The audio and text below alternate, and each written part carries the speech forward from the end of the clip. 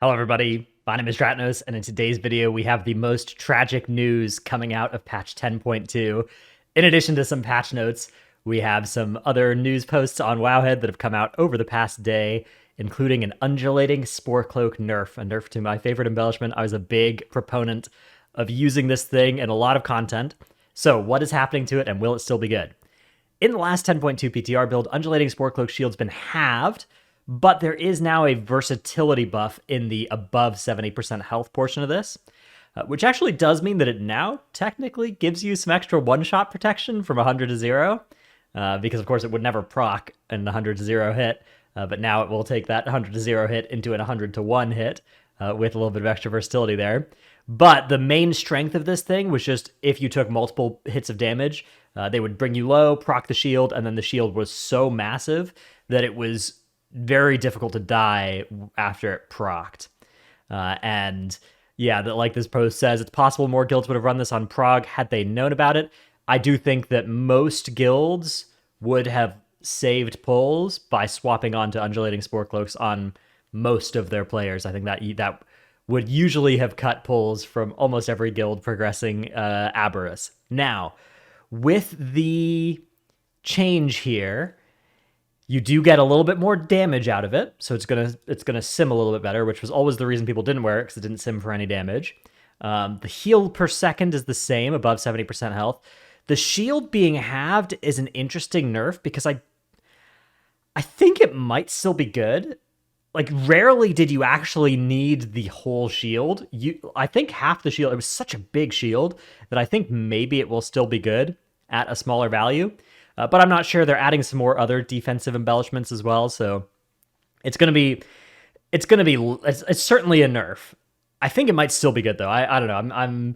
I'm not ready to say goodbye to undulating Sporecloak just yet, but it is, and it's probably a warranted nerf. Like, this thing was really, really OP. It just, doesn't show up on sims for damage, and so, that led to a lot of DPS players never crafting it when it would have helped them achieve their goals.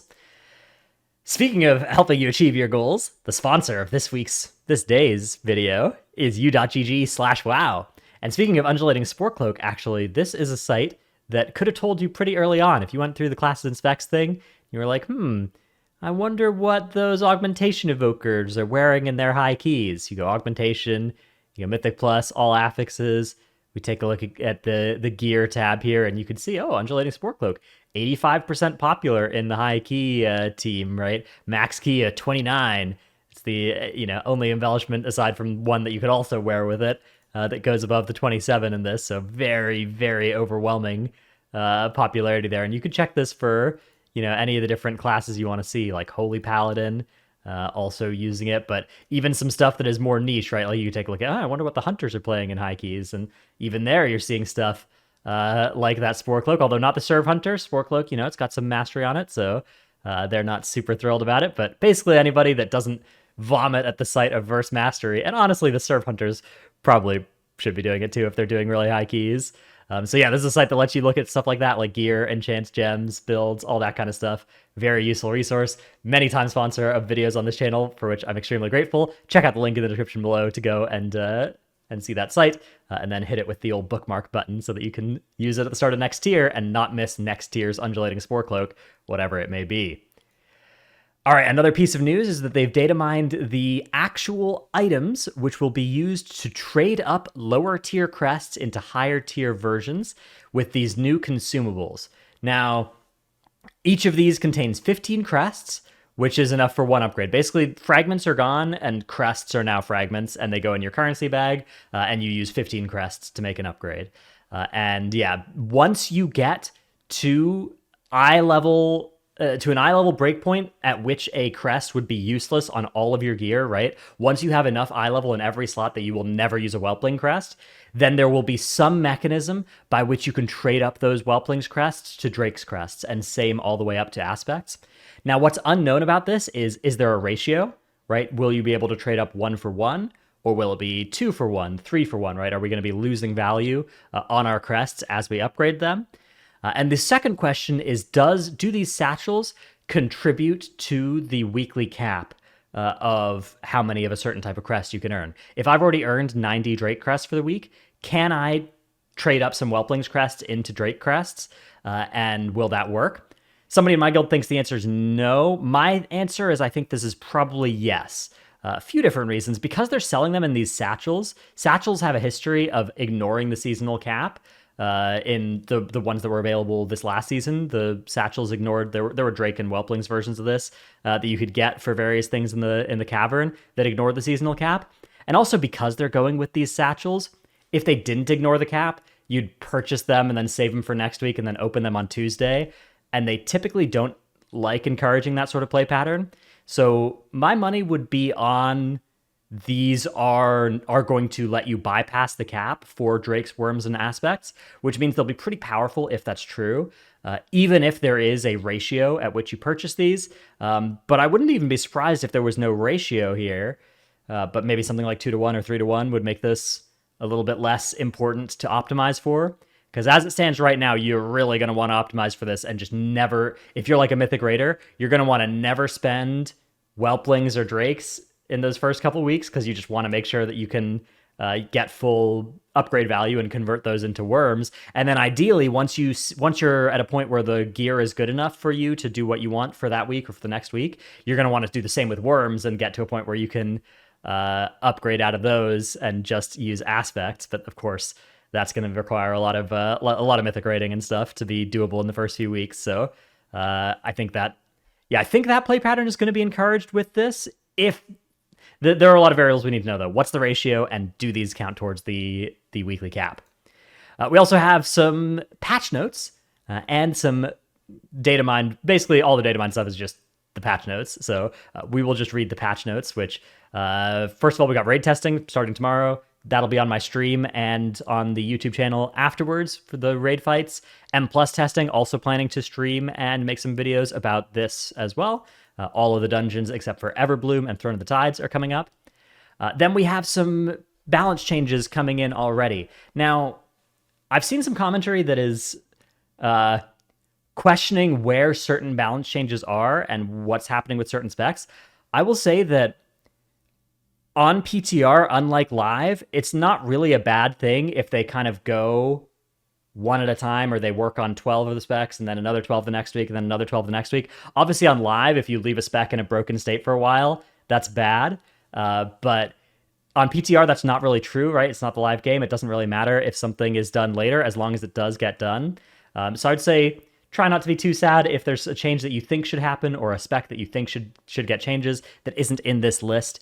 I think that's a very common thing for PTR, and in order to have weekly changes of this size, I think we'd rather see them focus time on a few specs at a time rather than try and do something for everything, now that there are 40 specs in the game. All right, so Druid, we've got a redesign to Heart of the Wild a little bit that is going to nerf balance spells in terms of the damage they do, but also reduce the cast time of them, and generate combo points while in cat form, but also is going to make their damage be increased by less. So this is going to make it so that using Heart of the Wild without actually staying in form is nerfed, right? Using Heart of the Wild to do more damage with just Moonfire, maybe cast a Sunfire or something, is getting nerfed. But using Heart of the Wild to stay in Moonkin form and spam cast for a while, you're going to be doing more damage probably because you've got this 30% cast time buff now. And same with cat form, presumably this 1 combo point per 2 seconds is worth more damage than the going from 130 to 120 here. But if you're just using Heart of the Wild, putting up some bleeds and then shifting back, then you'll be doing less damage, which seems reasonable to me. Heart of the Wild right now, even for Bear, you basically just press it, and then it just buffs your Moonfire that you cast in Bear form, and you're just like, okay. And you don't actually use it for its intended purpose. So I think moving it more towards something where you actually have to be in the form and be using that, I think does fit the design better. So good change, I think. Resto. So Flourish got a huge nerf in the initial round of changes, and they're compensating a little bit here by making it a 60-second down from 90-second cooldown, which is probably, it's probably still worse than it used to be. But, that in some M+ situations, I could see this being better because Flourish was often overkill and will now be available more often. Fire Mage is having a 4-piece bug fix that caused time anomaly to incorrectly trigger. Mistweaver is having a 2-piece nerf That's right. The mystery. So for those whose first PTR cycle is now, the way that a PTR cycle works is that they put out a set of changes on the first one that make Mistweaver look really good, and everybody's like, "Oh my god, we're gonna play Mistweaver this tier." And then the next 5 weeks, they chip away at it, and they nerf it by a little bit and a little bit, and then the raid comes out, and Mistweaver is not OP. So this is the first of those notes, but expect those to continue over the next few weeks. A slight nerf to the two-piece, which no longer applies chi harmoning on the Renewing Mist jumps, which that was a lot of value, was my understanding. So maybe a moderate nerf. Ret Pally. There is now a bonus going to the set bonus, unclear which the two of the four-piece, but a new line that says Divine Toll is now guaranteed to target at least one valid enemy with expurgation, which is sweet. Then fixed a few targeting issues that caused Wrathful Sanction to trigger multiple times on one judgment cast, and fixed an unintentional issue causing procs to get munched. All right. Priest, they're increasing the heal of heal, which that kind of lines up with the increasing the spot healing that we saw for a lot of abilities in the first round. This was probably just something they missed. Shadow, we've got some bug fixes landing here, and no actual balance number changes, just bug fixes. Rogue. So Rogue is basically all nerfs. Now, if you're a Rogue, don't look at this and be sad.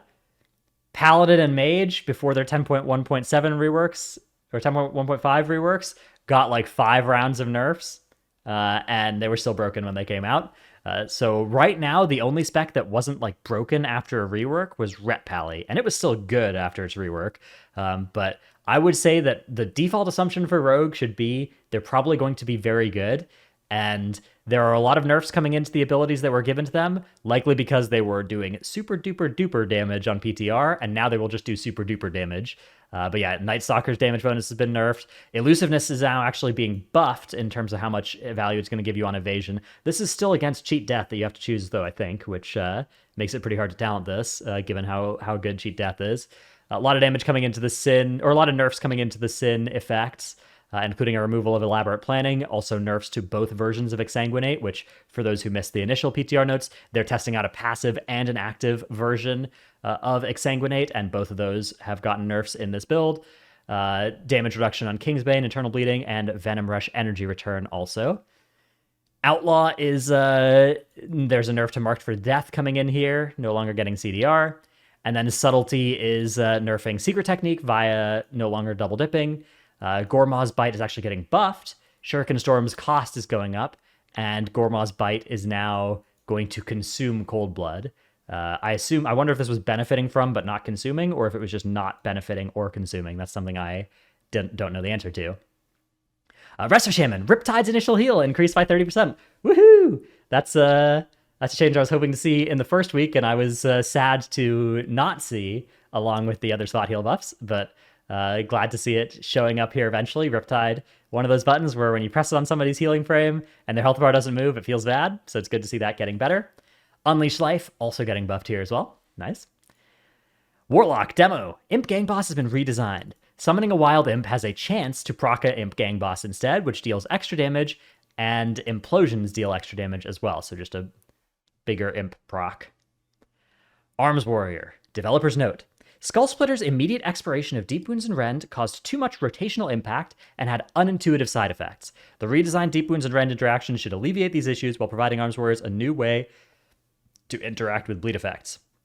So Skull Splitter now causes Deep Wounds to bleed out more quickly, the old Exsanguinate effect that now is no longer what Exsanguinate does, and Tide of Blood now also causes your Rend to bleed out faster, rather than, again, these instantaneous bleed explosions. It's funny that they are putting that in as a Prot Warrior set bonus, and taking it out here for arms. But yeah, whenever you have something like that, it does create sometimes weird spots where you want to make sure you immediately reapply dots and stuff. I don't know what the actual play pattern was that they're talking about here, though. Maybe it was a case of like apply, consume, reapply being the right way to play so that you get the full value out of it. I'm just speculating. And then finally, Ignore Pain's interaction with Rage Spent mechanics has caused its use to deviate from the intent as a preemptive mitigation into an offensive rotational ability. We are removing Ignore Pain's interaction with these mechanics to restore it to a purely defensive choice. Rage Spent no longer contributes to Anger Management Tactician and Test of Might. I'm sad to see this because I always loved the part about arms that used to be much more true than it is now, where you would dump rage in inefficient ways to proc the things that cared about rage under certain circumstances. And this is just removing that last kind of way that you would do that from the spec.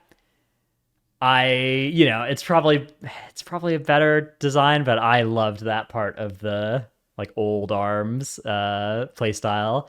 Dude, back in the day, you would do it with you'd be casting like hamstring, focused rage, and a global every global, so that you could get as much rage spent as possible during. That was back when you'd get everything for free during your battle cry.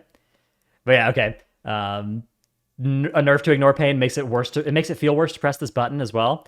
That's something where now warriors pressing ignore pain are going to be losing much more damage than they otherwise would have been as well. So perhaps there's a way to do a compensation buff here, at least in PvE content. I know ignore pain is something that PvP players complain about a lot, so I don't have a take on PvP.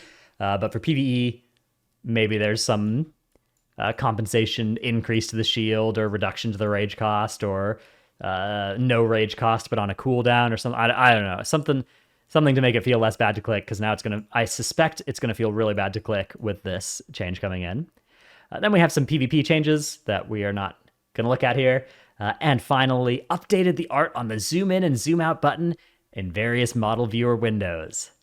There you have it. Those are the patch notes and various changes coming to 10.2. Next video on this channel will probably be PTR testing content, so stay tuned for that. Remember to hit like and subscribe if you are enjoying the content. Thanks for watching, and I'll see you in the next one. Bye.